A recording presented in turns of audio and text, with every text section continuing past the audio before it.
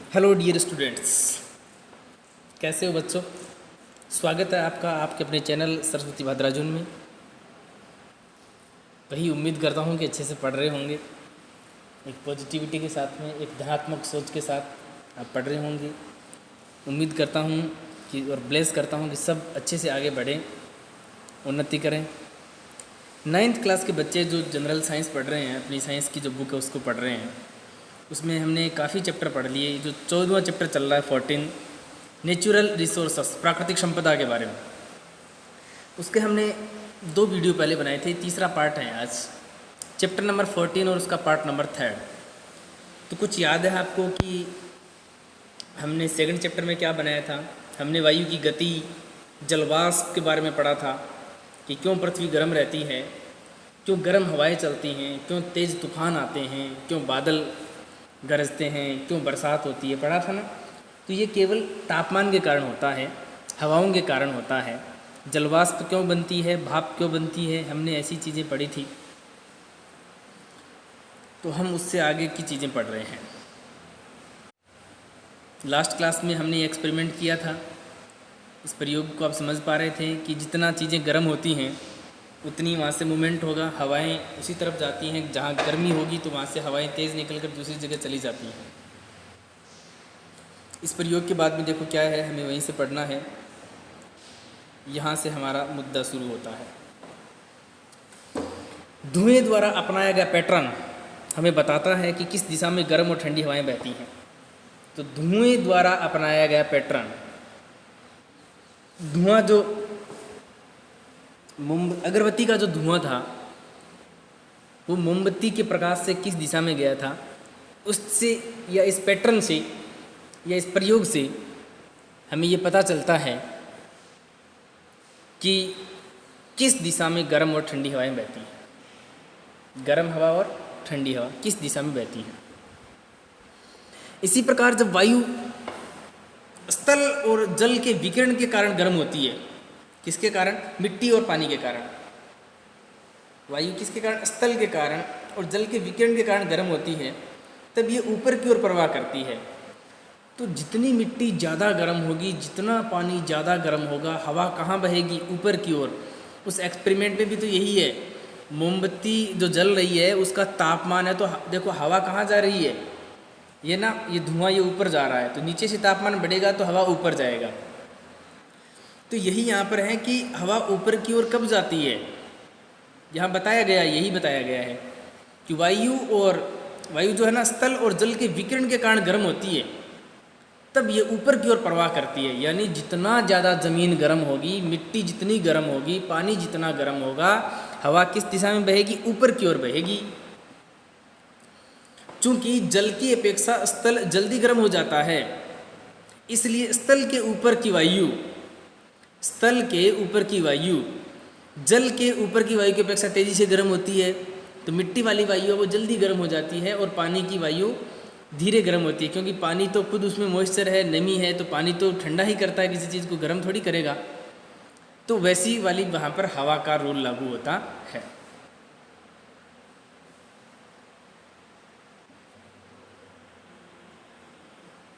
आगे देखिए,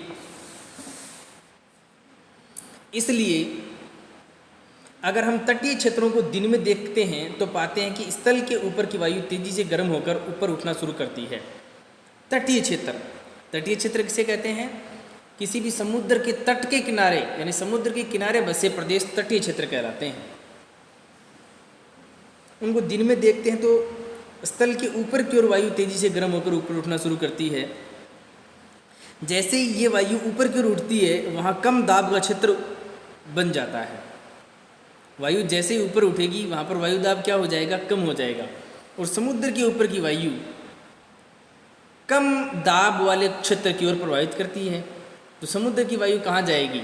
जहाँ दाब कम होगा वहाँ चली जाएगी, क्योंकि कोई भी चीज़ है वो अधिक दाब से कम दाब की ओर बहती है। ये बात आप नोट करके रख लेना, लिख लेना कि कोई भी चीज़ है वो अपनी अधिक सांद्रता से कम सांद्रता की ओर ही मूवमेंट करती है, कम से अधिक की ओर चीज़ें नहीं जाती हैं, याद रखना। एक क्षेत्र से दूसरे क्षेत्र में वायु की गति पवनों का निर्माण करती है। हवा जब एक जगह से दूसरी जगह में जाएगी तो क्या बनेंगी? हवाएं बनेंगी, तेज हवाएं बनती हैं, यानी पवनों का निर्माण होता है। दिन के समय हवा की गति, हवा की दिशा समुद्र से स्थल की ओर होगी। इस बात को नोट करना, दिन के समय हवा की दिशा समुद्र से स्थल की ओर। सारे बच्चे इसको अच्छे से लिखेंगे। दिन में हवा कहाँ से कहाँ चलती है? समुद्र से किसकी ओर? पृथ्वी की ओर। दिन के समय यानी सूर्य के प्रकाश में हवाएं हमेशा समुद्र से स्थल की ओर चलती हैं। याद करना इस बात को। और रात के समय स्थल और समुद्र दोनों ठंडे होने लगते हैं। रात के समय में तो दोनों ही चीज़ें ठंडी होंगी ना, क्योंकि सूर्य का प्रकाश ही नहीं रहेगा, तो चीज़ें ठंडी हो जाएंगी। रात के समय स्थल और समुद्र दोनों ठंडे होने लगते हैं, क्योंकि स्थल की अपेक्षा जल धीरे धीरे ठंडा होता है। इसलिए जल के ऊपर की वायु स्थल के ऊपर की वायु से गर्म होगी। तो ऊपर दी गई परिचर्चा के आधार पर निम्न के विषय में क्या कहेंगे? तो बेटा ये उल्टा हो जाएगा ना। दिन के समय हवा समुद्र से स्थल और रात को स्थल से समुद्र की ओर। याद रखना।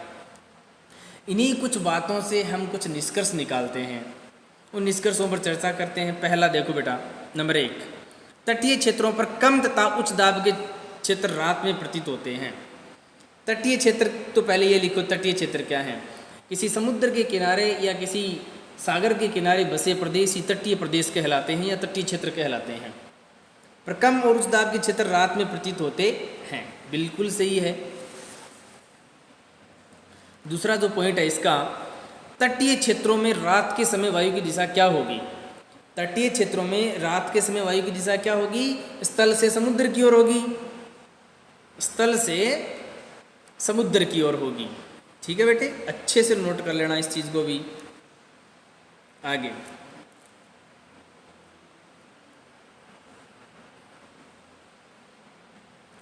इसी प्रकार हवा की सभी गतियां विभिन्न वायुमंडलीय प्रक्रियाओं का परिणाम हैं। तो हवाओं की गति अपने खुद की गति पर निर्भर नहीं करती। आपके आसपास के वातावरण में, आपके आसपास के वायुमंडल में कितना तापमान है, कितनी गर्मी है, उन चीज़ों पर या वायुमंडल की सारी प्रक्रियाओं पर डिपेंड करती है हवा की गतियाँ। हवा उत्तर से दक्षिण में जा रही है, पूर्व से पश्चिम में जा रही है, या पश्चिम से पूर्व जा रही है, या कहीं भी बह रही है, तो हवाओं के बहने का या हवाओं की गतियों का बड़ा रीज़न क्या है? वायुमंडलीय प्रक्रियाओं का परिणाम। वायुमंडल में होने वाली क्रियाएं। और वायुमंडल में कौन सी क्रियाएं होती हैं? सूर्य का तापमान है वो कभी बढ़ता है कभी घटता है। दोपहर में टेम्परेचर ज़्यादा रहता है, सुबह कम रहता है, शाम को फिर कम हो जाता है, रात को अलग ही रहता है। तो ये वायुमंडल में होने वाले परिवर्तन की वजह से ही हवाओं की गतियाँ अलग अलग होती हैं, जो पृथ्वी के वायुमंडल के असमान विधियों से गर्म होने के कारण होता है। तो हवा भी अलग अलग क्यों होती है? क्योंकि तापमान भी तो अलग अलग होता है। हर टाइम, हर समय और हर क्षेत्र में एक जैसा तापमान नहीं रहता। तो बदलते तापमान के साथ साथ ये चीज़ें भी बदलती रहती हैं। जितना तापमान बदलेगा उतनी ही हवा की गतियाँ, पवनों का वेग बदलते रहेंगे। उसी हिसाब से वो तूफान आते हैं, उसी हिसाब से आंधियाँ चलती हैं, उसी हिसाब से ठंडी हवा, उसी हिसाब से गर्म हवाएं चलती हैं। लेकिन इन हवाओं को बहुत से अन्य कारक भी प्रभावित करते हैं। ऐसा नहीं कि ये भी करते हैं, इसके अलावा भी कुछ कारक हैं जो इन हवाओं को प्रभावित करते हैं। जैसे पृथ्वी की घूर्णन गति। सब बच्चों को पता है कि पृथ्वी अपनी धुरी पर घूर्णन करती है। तो पृथ्वी की घूर्णन गति क्या है? 24 घंटे में पृथ्वी अपना एक चक्कर लगाती है अपनी धुरी पर, जहाँ है वहीं से। जैसे इस प्रकार से है तो इस प्रकार से घूम कर आ जाएगी। ठीक है ना? तो पृथ्वी की घूर्णन गति क्या होती है बेटा? पृथ्वी 24 घंटे में, और परिक्रमण काल क्या होता है सूर्य के चारों ओर, वो भी 365 दिन के आसपास। तो पृथ्वी की घूर्णन गति, पवन के मार्ग में आने वाली पर्वत श्रृंखलाएँ, तो बहुत ऊंचे ऊंचे पहाड़ आ जाएंगे, हवा तेज चल रही है और उसके सामने बहुत ऊंचे ऊंचे पहाड़ आ जाएंगे, तो क्या हवा की दिशा बदल सकती है? बेशक बदल सकती है, और बदलती भी है। तो ऐसा नहीं कि वायुमंडलीय कारक नहीं है, उसमें पर्वत की जो दिशाएं हैं या पृथ्वी की जो घूर्णन गति है उससे भी हवाएं बदलती रहती हैं। हवाओं का वेग कम ज़्यादा होता रहता है, हवाओं की दिशा बदलती रहती है। हम इन कारकों के बारे में इस अध्याय में विस्तृत अध्ययन नहीं करेंगे, हमें डिटेल से यहाँ नहीं पढ़ना है, कोई और चैप्टर में पढ़ेंगे। लेकिन इसके बारे में सोचते हैं कैसे हिमालय की उपस्थिति से इलाहाबाद से उत्तर की ओर प्रवाहित होने वाली वायु की दिशा परिवर्तित हो जाती है। इलाहाबाद, हिमालय की उपस्थिति में जब तेज हवाएं चलती हैं और हिमालय पर्वत सामने आ जाएगा तो हवा वहाँ से टकराकर अपना मार्ग बदल देगी और इलाहाबाद से उत्तर दिशा की ओर बहने लग जाएगी। ठीक है, ये बहुत बड़े पर्यावरण के फैक्टर हैं। चलिए यहाँ तक हुआ, इससे आगे हम एक अगला टॉपिक पढ़ते हैं।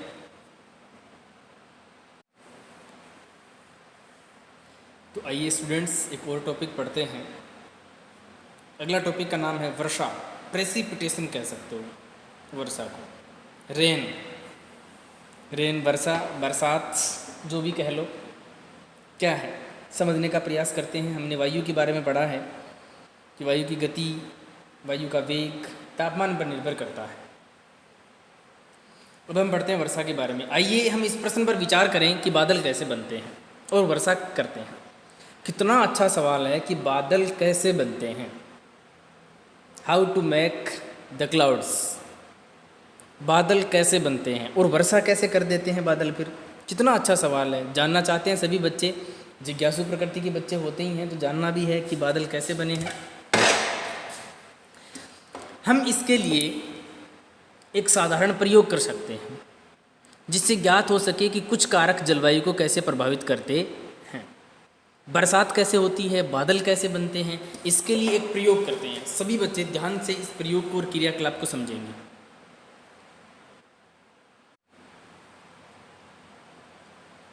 तो ध्यान दीजिए इस क्रियाकलाप 14.3 पर क्या लिखा है, इसमें आराम से समझेंगे सभी बच्चे। एक पतले प्लास्टिक की बोतल लें।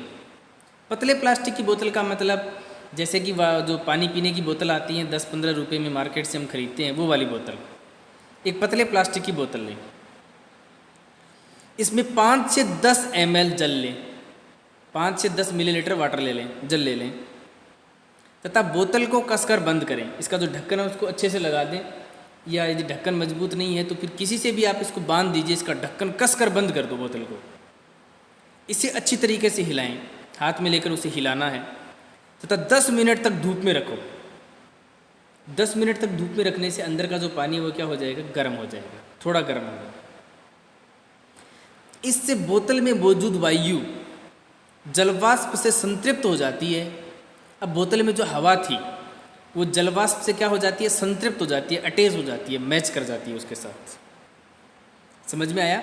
एक बोतल लेनी है, कच्ची प्लास्टिक होगी, उसमें 5 से 10 ml वाटर लेना है, उसे अच्छे तरीके से बंद करना है, हिलाना है और 10 मिनट धूप में रखना है। और इससे क्या होगा, उसकी जो वायु है वो जलवाष्प से अटैच हो जाती है, वो संतृप्त हो जाती है। आगे देखो क्या आदेश है। अब एक जली हुई अगरबत्ती लो, बोतल के ढक्कन को खोलें और अगरबत्ती के धुएं की कुछ मात्रा को बोतल के अंदर जाने दें। ऐसा संभव है क्या? बिल्कुल संभव है। अगरबत्ती का जो धुआं है वो बोतल के अंदर जाएगा, क्योंकि बोतल पूरी तरीके से भरी हुई नहीं है। बोतल में तो आपने पानी कितना लिया, 5 से 10 ml लिया, तो धुआं जा सकता है, जगह पड़ी है, तो धुआं अंदर चला जाएगा अगरबत्ती का। पुनः बोतल को कसकर बंद कर दो, धुआं अंदर गया, फिर बोतल को बंद कर दो। अब बोतल को अपने हथेलियों के बीच रखकर जितना जोर से हो सके दबाएं। बोतल को दबाओ, दबाने से दाब लगता है, प्रेशर लगता है। कुछ समय तक प्रतीक्षा करें, वेट करें और बोतल को छोड़ दो, फिर बोतल को ऐसे ही पड़े रहने दो। एक बार पुनः बोतल को आप जितना जोर से संभव हो सकता है दबाओ, फिर से बोतल को दबाना है। क्या होगा, ये क्या हो रहा है? बादल कैसे बनते हैं इस प्रयोग को समझाने के लिए बताया है, क्योंकि वो जो भाप बनी थी वो जलवाष्प के रूप में है, पानी भी है, दाब भी लगता है वायुमंडल का, तो सारी चीज़ें हमने कृत्रिम रूप से कर रखी हैं कि समझते हैं कि बादल कैसे बनते हैं। अब उत्तर दें जो किया है, उससे इन सवालों का जवाब दें। भाई पहला सवाल, आपने कब देखा कि बोतल के अंदर स्थित हवा कुहरे की भांति हो जाती है? कुहरा, कुहरा आता ना सर्दियों में जो धुंध आती है, उसकी बात की जा रही है। उसके जैसा हो जाएगा ना वाटर। अच्छे से ध्यान देंगे तो जब आपने बोतल को हिला दिया है, बोतल में धुआं डाल दिया है, फिर उसको हिलाया है, धूप में रखा है, दबाया है, तो अब है उसमें कोहरे जैसी कंडीशन हो गई। वो धुंध जैसी लगती है। बोतल के अंदर का जो पानी, जलवाष्प है, धुआं, वो सब मिक्स हो गया और कैसा लगता है? धुएं और कुहरे जैसा लगता है। दूसरा सवाल या दूसरा पॉइंट, ये कुहांसा कब समाप्त होता है? कुहांसा मतलब यहाँ कोहरे से ही है, धुआं सा लिखा है ना, धुआं जैसा। ये धुआं सा कब समाप्त होता है? कुछ टाइम लगता है ना इसको। तीसरा, बोतल के अंदर दाब कब अधिक था? बोतल के अंदर दाब कब अधिक था? जब आपने बोतल को अपने दोनों हथेलियों के बीच में पकड़ा और उसे जोर से दाब लगाया, उसको दबाया, तो बोतल का दाब सबसे अधिक था ना। तो ऐसी एक ही कंडीशन और स्थिति थी जब बोतल का दाब अधिक था। कब? जब आपने बोतल को दबाया। चौथा पॉइंट, कुहासा दिखाई देने की स्थिति में बोतल के अंदर का दाब कम है या अधिक? बोतल के अंदर का दाब कम है या अधिक? उस समय तो ज़्यादा होगा प्रेशर, जो लगाया था वो प्रेशर अंदर ही रहा ना।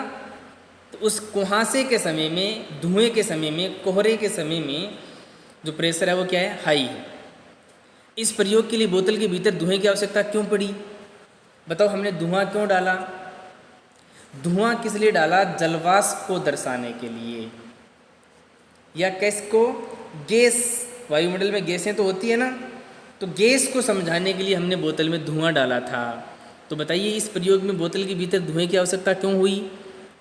क्योंकि हमें वायुमंडल में गैसों को दर्शाना था। तो गैसों को दर्शाने के लिए गैसें तो हमेशा धुएं के रूप में ही रहती है ना, तो इसलिए धुआं डाल दिया, तो वो एक गैस का काम कर रहे थे। छठा पॉइंट, क्या होगा जब आप इस प्रयोग को बिना अगरबत्ती के धुएं करेंगे? अब ऐसा प्रयत्न करें और देखें कि परिकल्पना सही थी या गलत। बिना धुएं के करोगे तो क्या होगा? क्या कोहरा बनेगा? सभी बच्चों से मेरा सवाल है, क्या धुआं नहीं डालोगे अगरबत्ती का बोतल में तो क्या कोहरा बनेगा? नहीं बनेगा, क्योंकि बिना गैसों के बादल नहीं बनते। बादल गैसीय अवस्था में ही तो होते हैं ना। जब आप पानी को गर्म करते हो तो पानी भाप बनकर उड़ता है। वो भाप क्या है? वो गैस ही तो है। वो धुएं के रूप में तो ऊपर जा रही है, जो दिखाई नहीं देता। तो यदि आप इस प्रयोग में अगरबत्ती के धुएं का प्रयोग नहीं करोगे तो बादल का निर्माण नहीं होगा। कहने का मतलब कोहरा नहीं बनेगा। तो बादल हमेशा गैसों की उपस्थिति से ही बनते हैं, दाब के कारण। ठीक है बच्चों?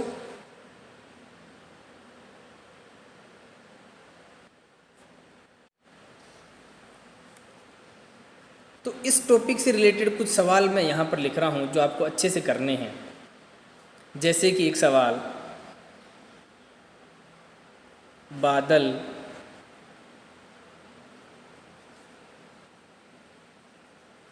कैसे बनते हैं? ठीक है ना। दूसरा, समीर क्या है?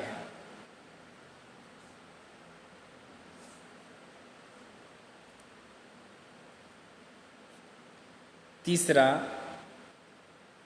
तटीय क्षेत्र क्या होते हैं? तटीय क्षेत्र क्या होते हैं? और भी सवाल, दिन में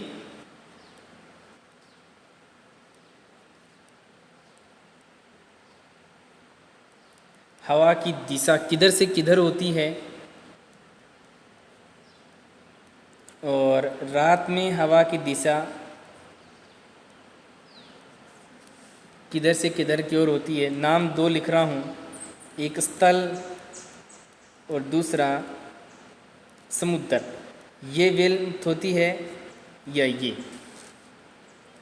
स्थल से समुद्र की ओर हवा कब जाती है? और दूसरा उल्टा लिख सकते हो आप, समुद्र से स्थल की ओर। तो ये मूवमेंट कब होंगे? इन मूवमेंट्स की जानकारी आपको लेनी है। ठीक है बच्चों। तो देखो बादल कैसे बनते हैं, समीर क्या है, तटीय क्षेत्र क्या है, और ये सवालों के बाद में वर्षा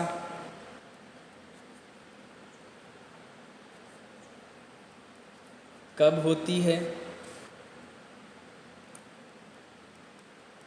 जलवाष्प क्या है, इम्पोर्टेंट चीज़ें हैं, ये आपको अच्छे से नोट करनी है, इनको समझना है। तो यहाँ तक अपना टॉपिक कंप्लीट हो गया। जो थर्ड पार्ट था वो यहाँ कंप्लीट हो गया। इससे आगे चौथे पार्ट्स में पढ़ेंगे हम। तो आज के इस वीडियो में हमने धुएं के पैटर्न से तटीय क्षेत्रों में दिन के समय हवा की दिशा हमेशा समुद्र से स्थल की ओर होती है, ऐसी कुछ चीज़ों के बारे में पढ़ा था। तो इम्पोर्टेंट चीज़ें आपको नोट करनी हैं। यही पढ़ा हमने, कुछ एक्सपेरिमेंट किए हमने। दूसरा जो चीज़ थी इसके अंदर वर्षा, बहुत इम्पोर्टेंट था, ये वेरी इम्पोर्टेंट टॉपिक है। कैसे बनती है इसके लिए हमने जो ये प्रयोग किया है, इस प्रयोग को समझेंगे और इससे आगे हम कल पढ़ेंगे। तो कोहरा क्या है, कोहरा कब बनता है, यही चीज़ें। सवाल एक बार फिर से देख लीजिए। चैप्टर नंबर 14 क्लास 9 पार्ट 3 प्राकृतिक संपदा, जो साइंस की वीडियो हम बना रहे हैं। बादल कैसे बनते हैं, समीर क्या है, तटीय क्षेत्र क्या होते हैं, दिन में हवा की दिशा, रात में हवा की दिशा, कंडीशन दे रखी है, स्थल से समुद्र या समुद्र से स्थल की ओर, बरसात कब होती है, जलवाष्प क्या है, बादल कैसे बनते हैं। तो इन्हीं चीज़ों पर आप गौर करेंगे, अपने मन के अंदर सवालों के जवाब लिखेंगे, फिर आगे पढ़ते हैं। ठीक है बेटा, तो बेस्ट ऑफ लक, लगातार पढ़ते रहिए, बी कंटिन्यू।